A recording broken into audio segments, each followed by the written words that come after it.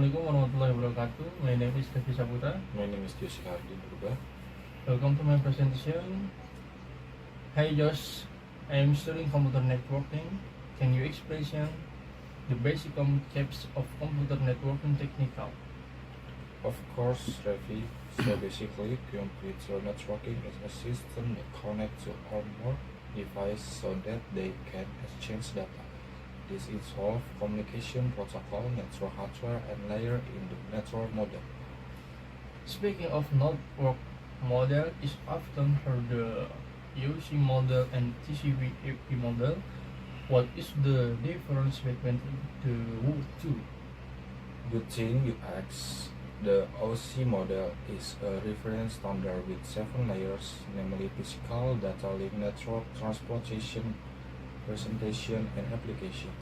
The goal is to explain network function in a structured manner, while the TCP or IP model is more practical and commonly used. It only has 4 layers: link, internet, transport, and application. In the UC model, where does the IP address work? IP address is in the network layer. In this layer, device or IP to identify and address data to destination. The common protocol in this layer is IP or Internet Protocol. Then which layer are TCP and UDP protocols in? TCP or Transmission Control Protocol and UDP User Data Program Protocol work in the transport layer. TCP provides a reliable connection, ensuring data arrive correctly and sequentially. UDP is faster but does not guarantee data arrive in track, usually used for streaming or gaming. If it's network hardware, what are the uncommonly used?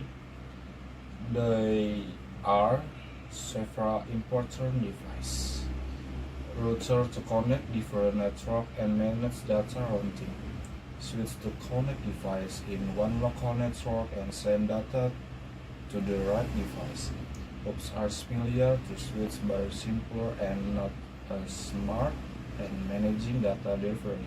Access point to connect wireless device to wired connect.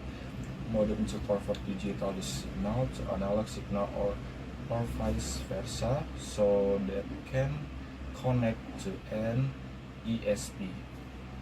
I feel so heard of snapting. What is it? Subnetting is a technique for dividing a large IP network into several smaller networks or subnet. This helps organize and manage the network to be more efficient and secure.